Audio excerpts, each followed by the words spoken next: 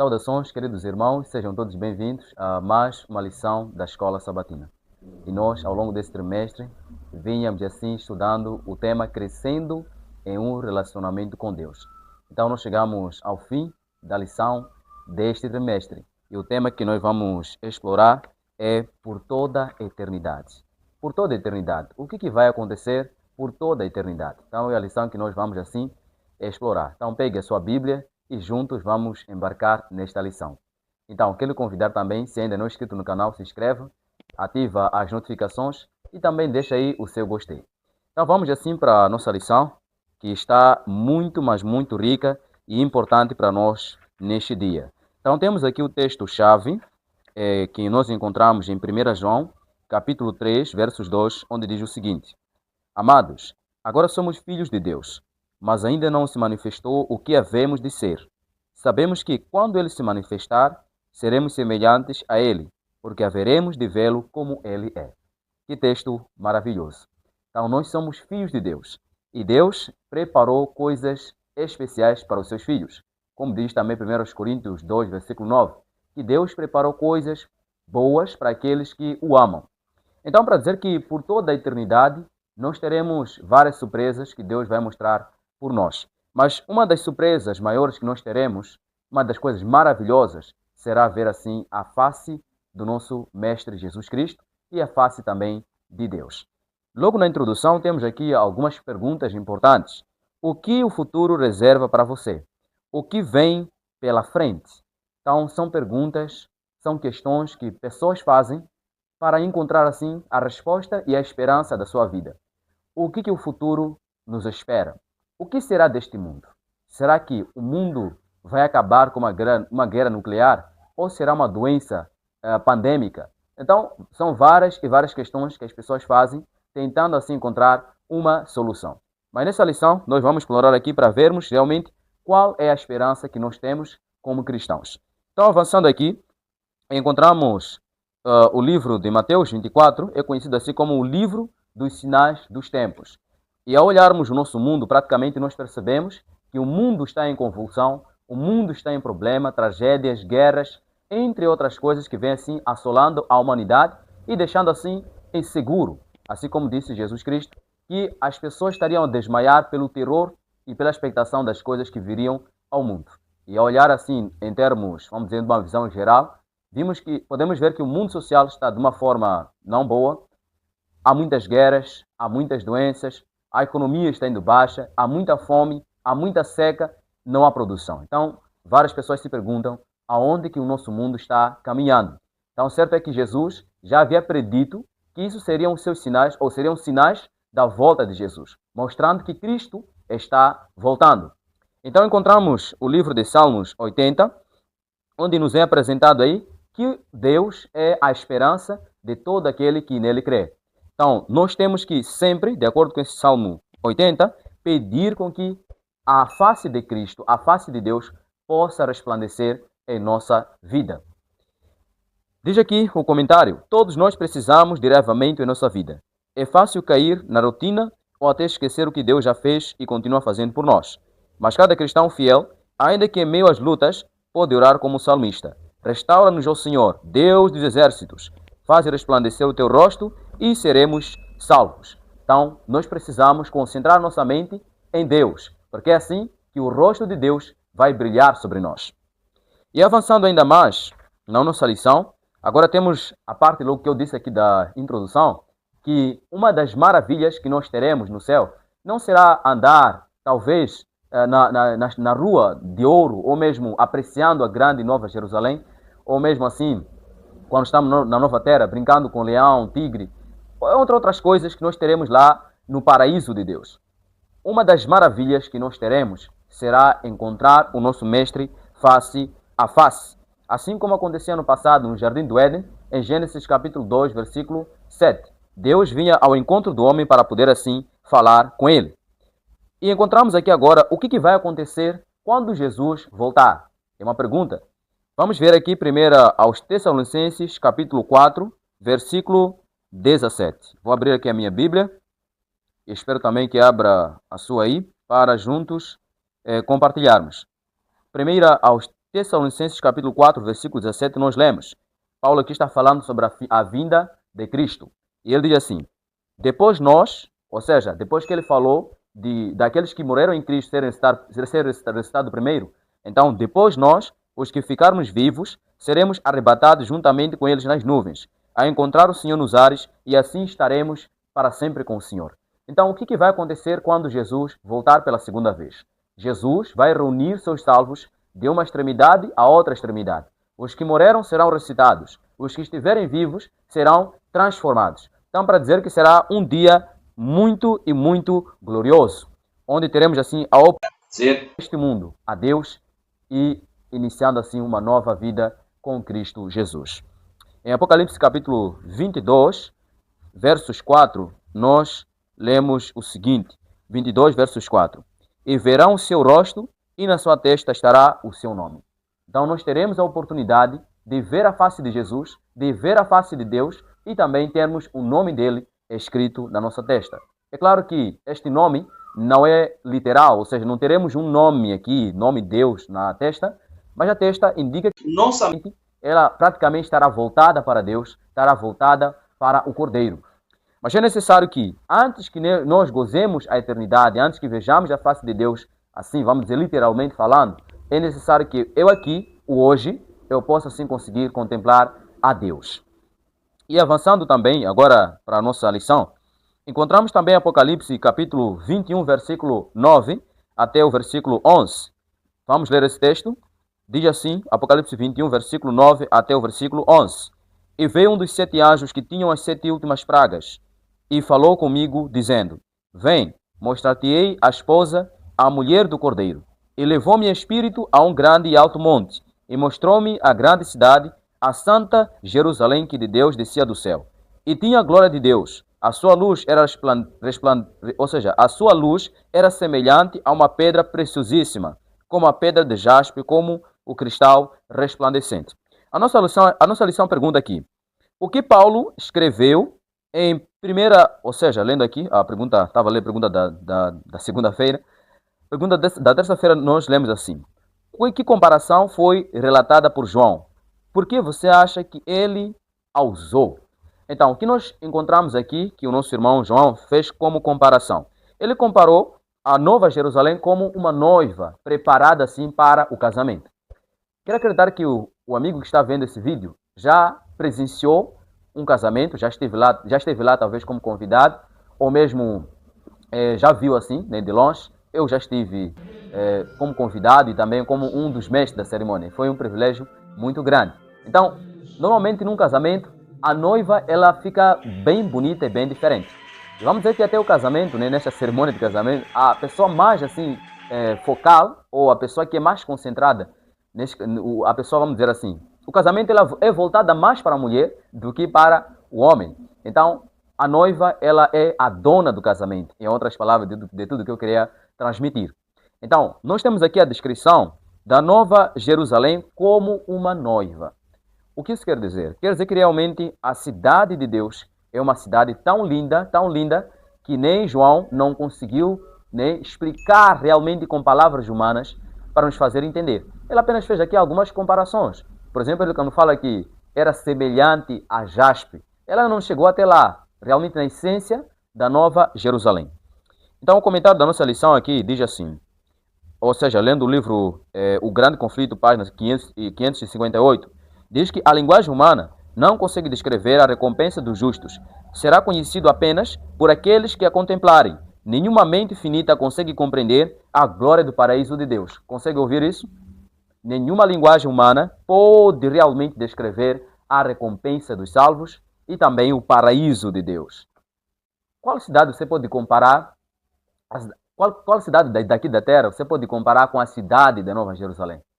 Talvez você pode já estar a imaginar aqui Nova York, ou pode estar a imaginar Washington, ou Paris, ou aquelas cidades em que nós conhecemos que são cidades assim muito brilhantes, mas nem com essas cidades não chega nem sequer um pingo, nem um grau sequer. Porque essas cidades que nós temos aqui atualmente, elas são perecíveis. Um dia vão ser destruídos. Mas a cidade que Deus construiu, porque diz o livro de Hebreus que Deus é o arquiteto, é uma cidade que durará por toda a eternidade. Essa aí então a diferença entre a cidade da terra e a cidade que Deus assim está construindo. Que maravilha será andar na praça de ouro e ver assim preciosas pedras de diferentes, vamos dizer, existem várias pedras preciosas no céu. Então será uma alegria muito, mas muito grande. Sabem, ao longo da vida nós acabamos trocando a eternidade por estas coisas passageiras. É aquilo que Jesus Cristo disse. O que adianta o homem ganhar o mundo e perder a vida ou a alma? O que adianta você trocar o mundo e perder, ou seja, o que adianta você trocar a eternidade por este mundo? O que adianta você perder a vida eterna por talvez 5 minutos de prazer? Consegue perceber que não tem nenhuma vantagem?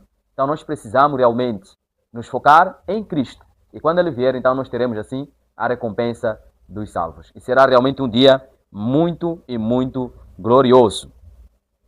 Então, lemos também aqui outra parte do comentário, diz que Deus está preparando cuidadosamente esse grande evento e não deseja que o casamento nos pegue de surpresa.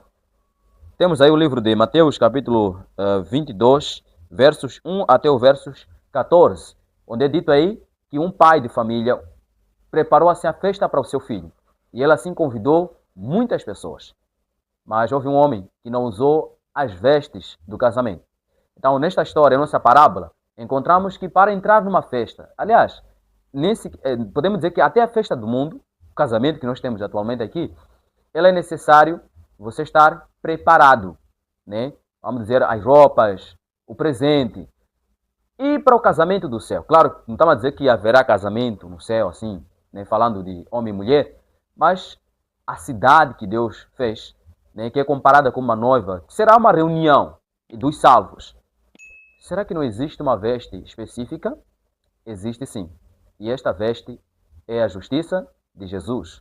É o caráter de Jesus em nós. É Cristo a nossa justiça. É vivendo para Jesus. É isso que significa assim vestir as vestes nupciais ou as vestes para a festa.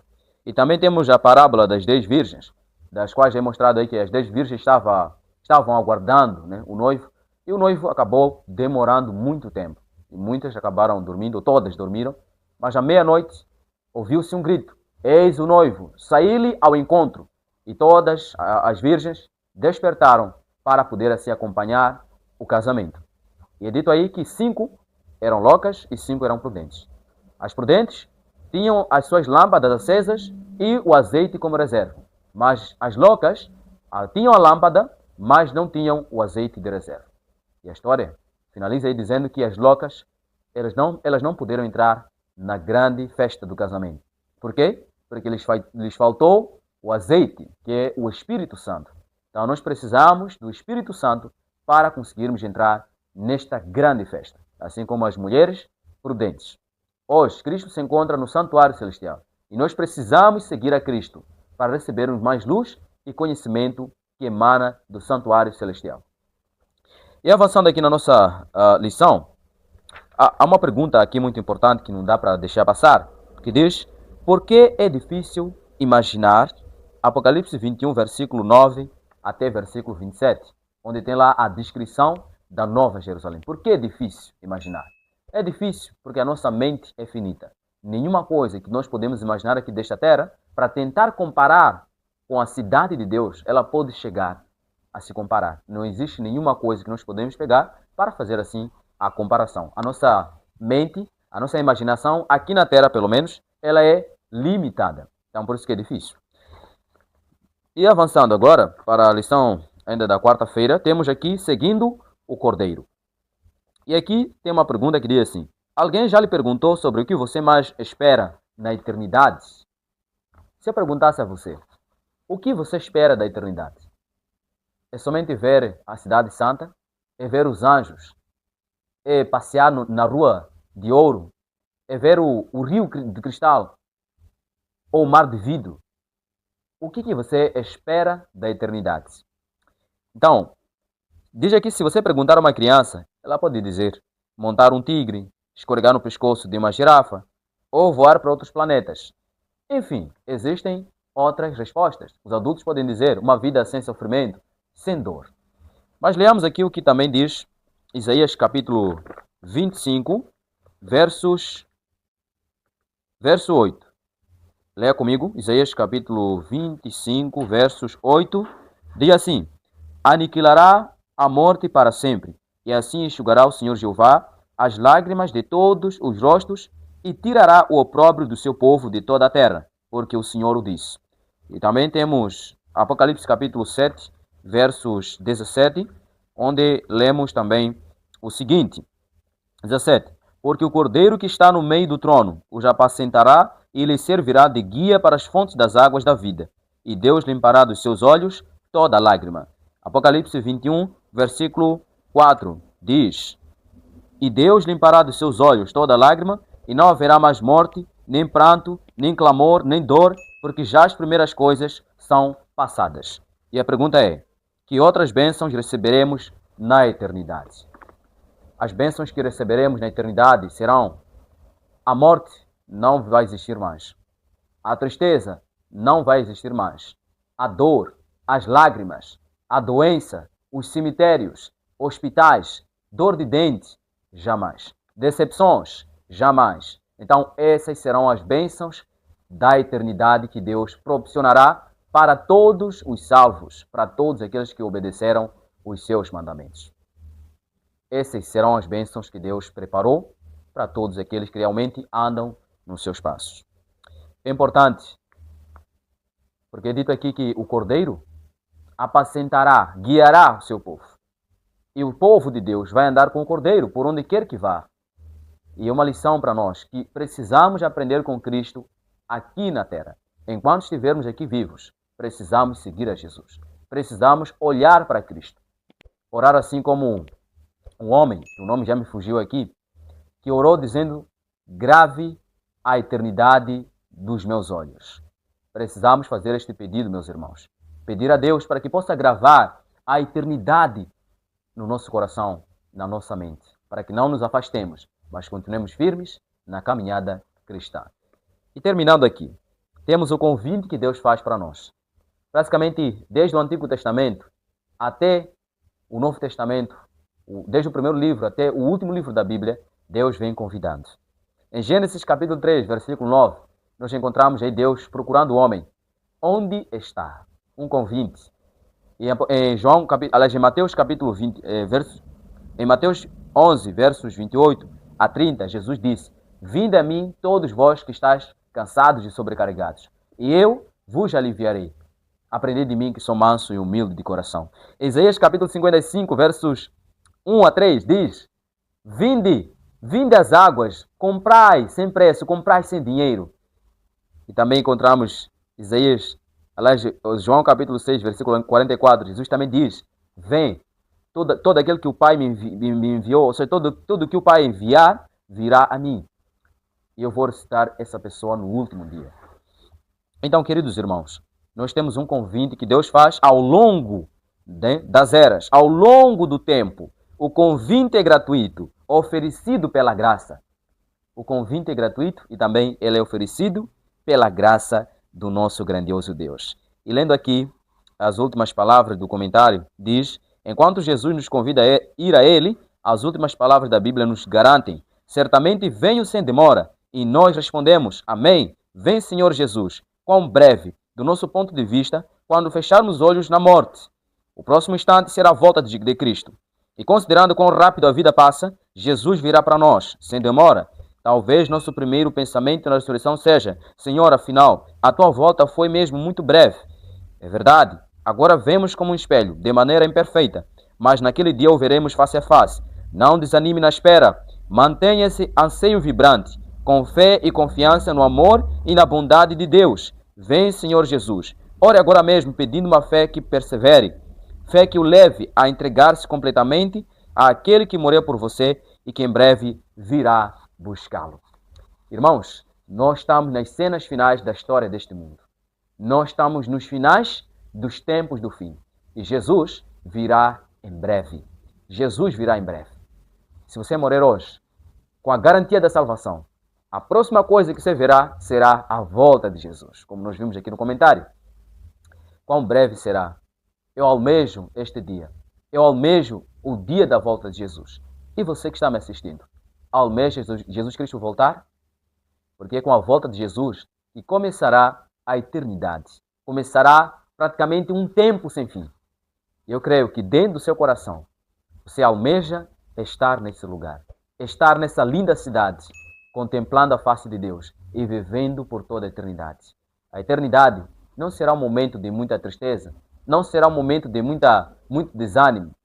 Até quando eu falo de muito, o irmão pode talvez concluir dizendo, então será de pouco. Não. Eu quero dizer que não haverá desânimo, não haverá morte, não haverá tristeza. Tudo que nós passamos nesta terra vai permanecer aqui. E nós gozaremos a eternidade com o Senhor. É alegria e felicidade. Você quer estar lá? Eu também desejo estar lá. E para finalizar com esta lição número 3, de uma forma especial, eu quero convidar a juntos orarmos. Querido Deus e amado Senhor, agradecemos pela lição que aprendemos. O Senhor nos conduziu a vermos a eternidade a partir de hoje. Senhor, queremos viver para Ti. Queremos viver para o Senhor. E queira, bom Deus, levar o nosso coração a Ti, para que assim possamos nos dedicar diariamente. Abençoa este meu irmão, abençoa esta minha irmã que assistiu esse vídeo até o fim. Ajude a caminhar assim cada vez nos seus caminhos. E quando Cristo voltar, que esse meu amigo, essa minha amiga, seja levado assim para a eternidade. Que o Senhor nos abençoe. Em nome de Jesus. Amém.